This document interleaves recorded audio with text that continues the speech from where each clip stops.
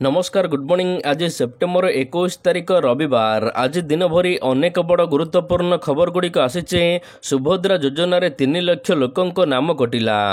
अनेपटे पुणी राज्य को आसुची आउ एक लघुचाप प्रबल वर्षा हेबो। यह सहित मदुआ मानक पई बड़ घोषणा कले राज्य सरकार।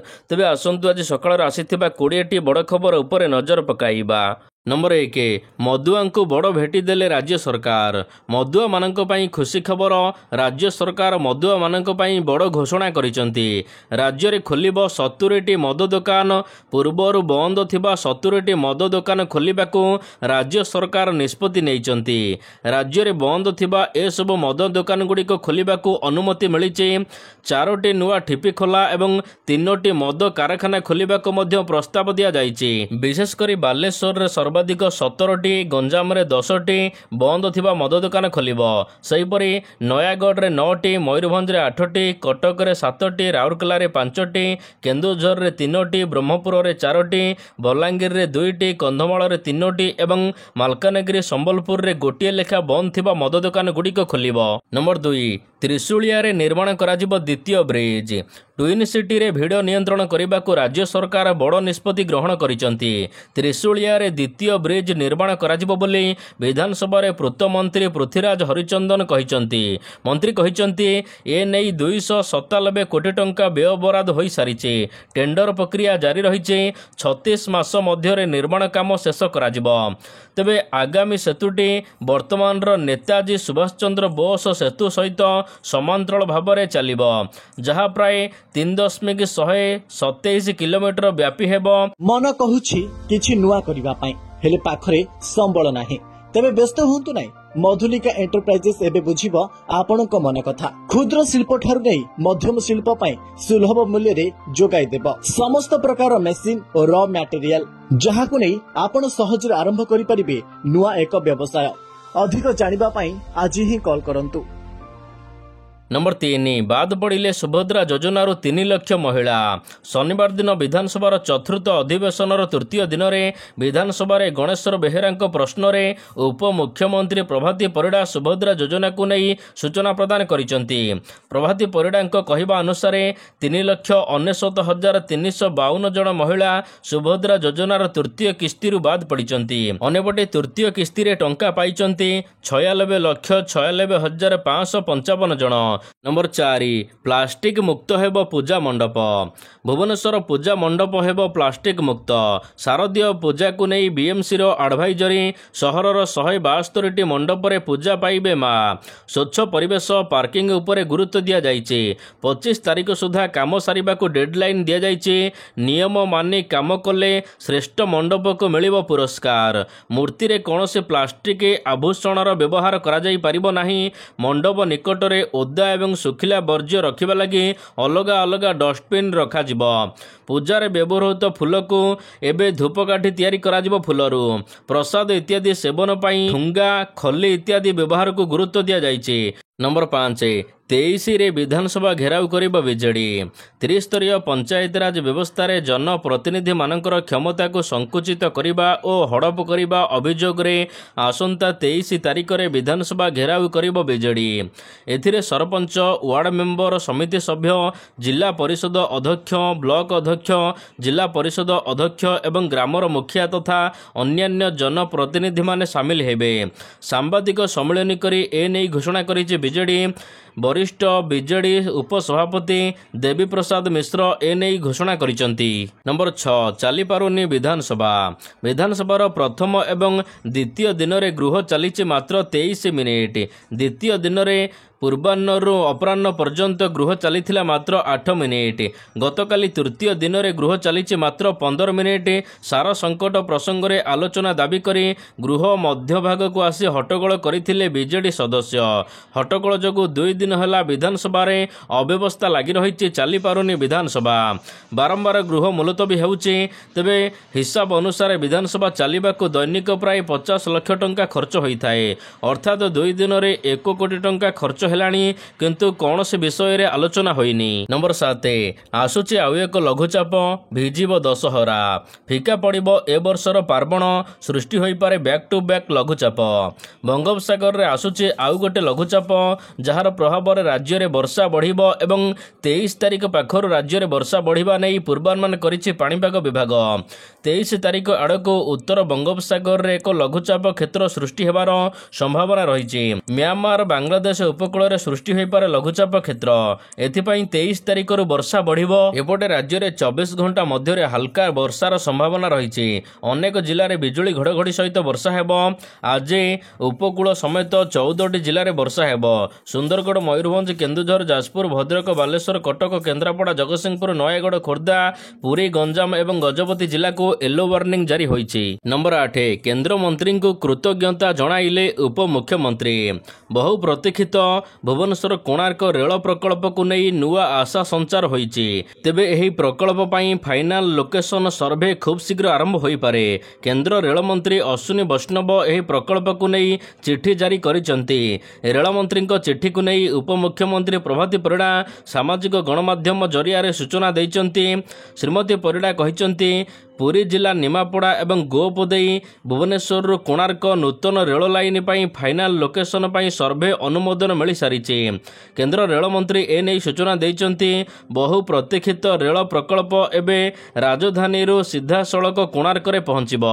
ନମ୍ବର 9 ଲୁଣା ଜମିରେ ବନ୍ଦର, 70,000 କୋଟି ଟଙ୍କାର ନିବେଶ ପାଇଁ ଓଡ଼ିଶା ସରକାର, ସାଗରମାଳା ଫାଇନାନ୍ସ କର୍ପୋରେସନ ଏବଂ ପାରାଦୀପ ବିଶାଖାପାଟଣା ବନ୍ଦର କର୍ତ୍ତୃପକ୍ଷଙ୍କ ସହଭାଗୀ ହୋଇ ଗଞ୍ଜାମ ଜିଲ୍ଲାର ବାହୁଡ଼ାଠାରେ ଏକ ଗଭୀର ସମୁଦ୍ର ସବୁଜ ବନ୍ଦର, ଏହା ସହିତ 6,000ରୁ ଅଧିକ ଏକର ଜମିରେ ଏକ ବନ୍ଦର ନେତୃତ୍ୱାଧୀନ ଶିଳ୍ପ ବିକଶିତ କରିବେ।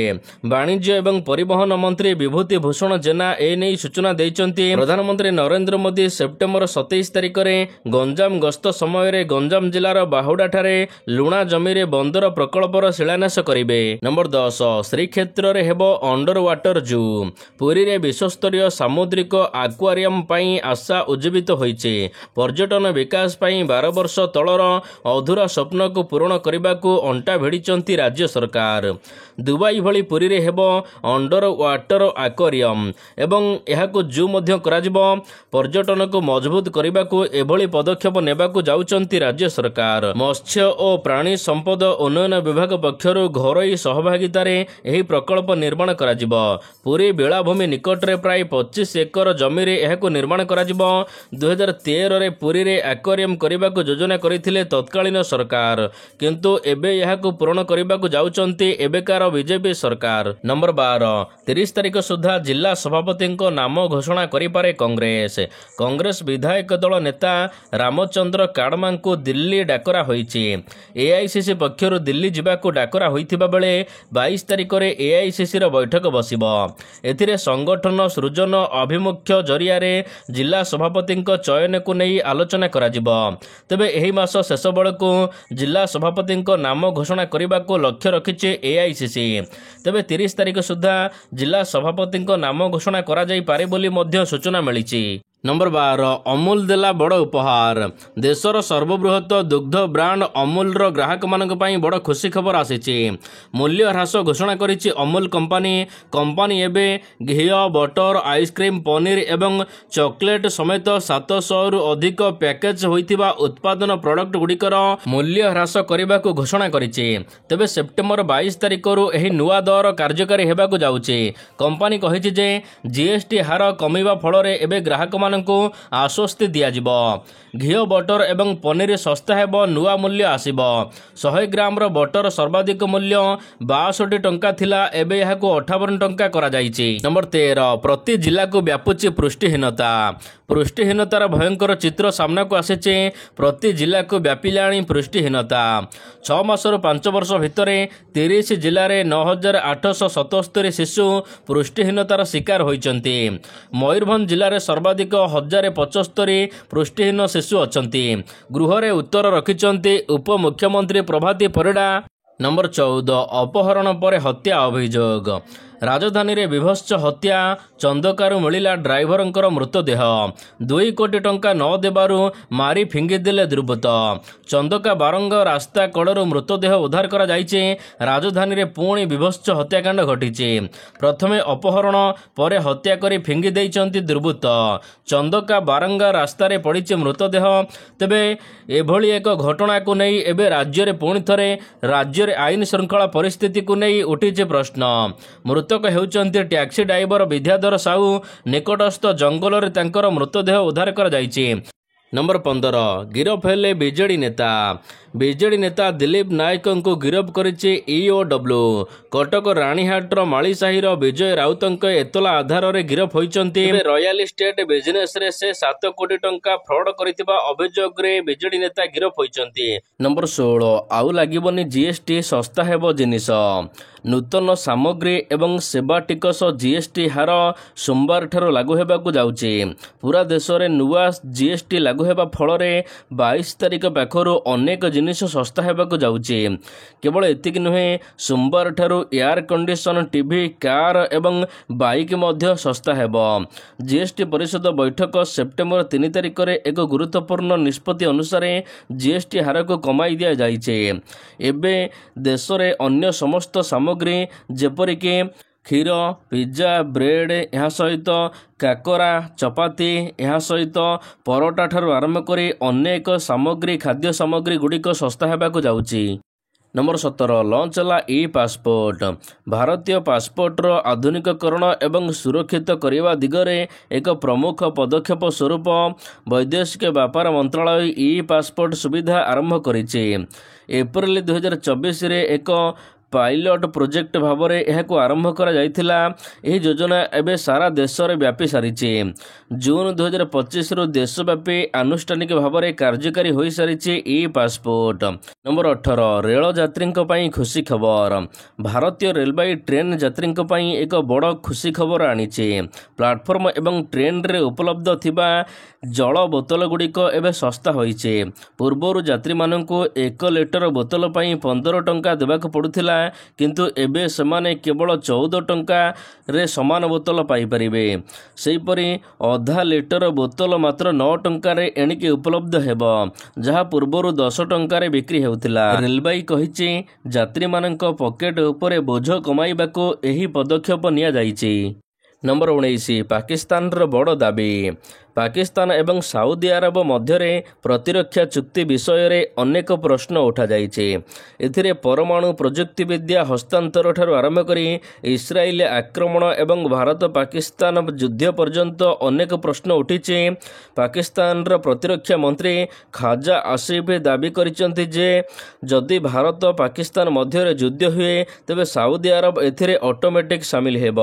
ଖାଜା ଆସିଫ କହିଛନ୍ତି, ଯଦି ଭାରତ ତାର ପଡ଼ୋଶୀ ବିରୋଧରେ ଯୁଦ୍ଧ ଘୋଷଣା କରେ ତେବେ ସାଉଦି ଆରବ ପାକିସ୍ତାନକୁ ରକ୍ଷା କରିବ। ଏଥିରେ କୌଣସି ସନ୍ଦେହ ନାହିଁ। ଖାଜା ଆସିଫ ଏହାକୁ ନେଇ ଧାରା 5 ସହିତ ତୁଳନା କରିଛନ୍ତି। ନମ୍ବର 20, ଆଜି ଭାରତ ପାକିସ୍ତାନ ମୁକାବିଲା। 2025 ଏସିଆ କପ୍ର ଗ୍ରୁପ୍ ପର୍ଯ୍ୟାୟରେ ଭାରତ ପାକିସ୍ତାନ ମ୍ୟାଚ୍ ବ୍ୟାପକ ହଇଚଇ ସୃଷ୍ଟି କରିଥିଲା। ହାତ ମିଳାଇବା ବିବାଦ ସବୁଠାରୁ ଅଧିକ ରହିଥିଲା। ଏବେ ପୁଣି ଥରେ ଭାରତ ପାକିସ୍ତାନ ସୁପର 4ରେ ଆଜି ମୁହାଁମୁହିଁ ହେବାକୁ ଯାଉଛନ୍ତି। ତେବେ ଏହି ମ୍ୟାଚ୍ ପୂର୍ବରୁ ଅଧିନାୟକ ସୂର୍ଯ୍ୟକୁମାର ଯାଦବଙ୍କୁ ପଚରାଯାଇଥିଲା ପ୍ରଶ୍ନର ଗୁରୁତ୍ୱପୂର୍ଣ୍ଣ ଉତ୍ତର ଦେଇଛନ୍ତି। ପାକିସ୍ତାନ ସହିତ ହାତ ମିଳାଇବା ପ୍ରସଙ୍ଗକୁ ସେ ଏଡ଼ାଇ ଦେଇଛନ୍ତି। ଅନ୍ୟପଟେ ପାକିସ୍ତାନର ନଟଙ୍କି ଏବେ ବି ଜାରି ରହିଛି। ପାକିସ୍ତାନ ଦଳ ମ୍ୟାଚ୍ ପୂର୍ବରୁ ସାମ୍ବାଦିକ ସମ୍ମିଳନୀକୁ ବାତିଲ କରିଛି। ନମ୍ବର 21, ରିଷଭ ପନ୍ତଙ୍କ ସ୍ୱାସ୍ଥ୍ୟାବସ୍ଥା ଜଟିଳ। ଅକ୍ଟୋବରରେ ଆରମ୍ଭ ହେବାକୁ ଥିବା ୱେଷ୍ଟଇଣ୍ଡିଜ ବିପକ୍ଷ ଟେଷ୍ଟ ସିରିଜରେ ରିଷଭ ପନ୍ତ ଖେଳିବେ ନାହିଁ। ଇଂଲଣ୍ଡ ଗସ୍ତ ସମୟରେ ପନ୍ତଙ୍କ ଗୋଡ଼ରେ ଆଘାତ ଲାଗିଛି। ଏବେ ସେ ଗୁରୁତର ଅବସ୍ଥାରେ ତାଙ୍କର ଚିକିତ୍ସା ଚାଲିଛି। ବିସିସିଆଇ ସୂତ୍ରରୁ ପ୍ରକାଶ ଯେ ଗୋଡ଼ ଅଧିକ ଫୁଲିଯାଇଛି ଏବଂ ୱେଷ୍ଟଇଣ୍ଡିଜ ବିପକ୍ଷ ଟେଷ୍ଟ ସିରିଜ ସେ ଖେଳିବେ ନାହିଁ। ଏବେ ତାଙ୍କ ଗୋଡ଼ର ସର୍ଜରୀ କରାଯିବ, ତେଣୁ ସେ ବର୍ତ୍ତମାନ ରେଷ୍ଟ ନେବେ ଏବଂ ଆଗାମୀ ଟେଷ୍ଟ ମ୍ୟାଚରେ ସେ ଖେଳିବେ ନାହିଁ।